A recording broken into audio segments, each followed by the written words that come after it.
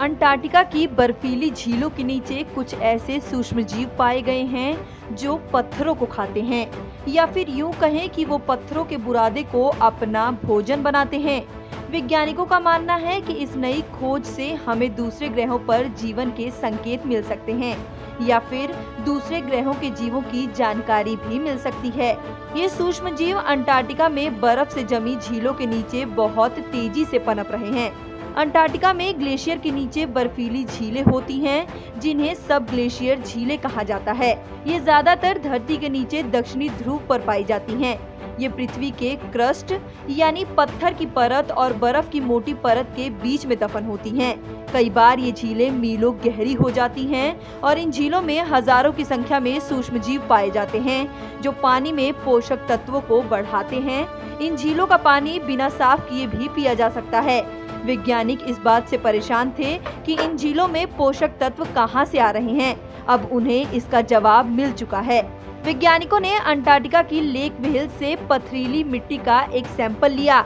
ये झील 60 वर्ग किलोमीटर में फैली हुई थी, जो अंटार्कटिका में बर्फ की परत से 2600 फीट नीचे थी। इस सैंपल के साथ ही कुछ सूक्ष्म जीव भी साथ आ गए। ब्रिस्टल यूनिवर्सिटी के ग्लेशियोलॉजिस्ट और ये स्टडी करने वाली साइंटिस्ट ब्रिटिश गिल ने बताया कि सब ग्लेशियन झीलें को लेकर अब तक जितने भी अध्ययन किए गए हैं, उनसे हमारी स्टडी एकदम अलग है।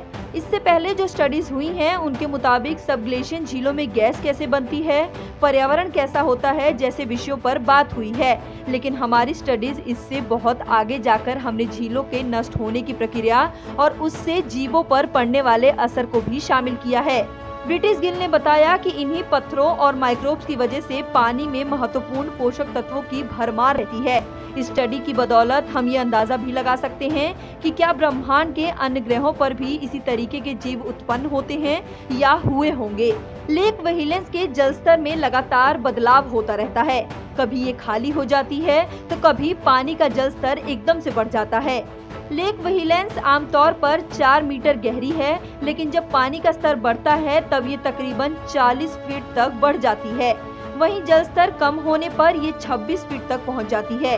लेकिन पानी का स्तर कम होने पर बर्फ की मोटी चादर के नीचे बहने वाली बर्फीली लहर झीलों के ज्यादातर हिस्सों से सीधे टकराती हैं, जिसकी वजह से झील के किनारे और बीच के पत्थर नष्ट हो जाते हैं।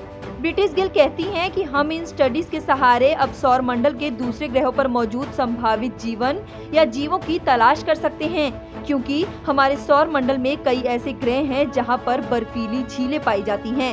ये पूरे ब्रह्मांड में एक जैसी ही होती हैं। अगर आपके सर के ऊपर बर्फ की मोटी परत हो और साथ में तरल पानी भी, तो झीलों की मिट्टी के नष्टीकरण से सूक्ष्म जीव को भोजन और पोषक तत्व मिलते रहते हैं। ब्रिटिश कहती हैं कि हमें ये नहीं पता कि अन्य ग्रहों पर मौजूद माइक्रोब्स के साथ भी ऐसा ही होता होगा। अगर बड़े स्तर पर ये स्टडी दूसरे ग्रहों के लिए की जाए तो इससे नई जानकारियां हासिल होंगी। ये स्टडी हाल ही में कम्युनिकेशन अर्थ एंड एनवायरनमेंट में प्रकाशित भी हुई थी।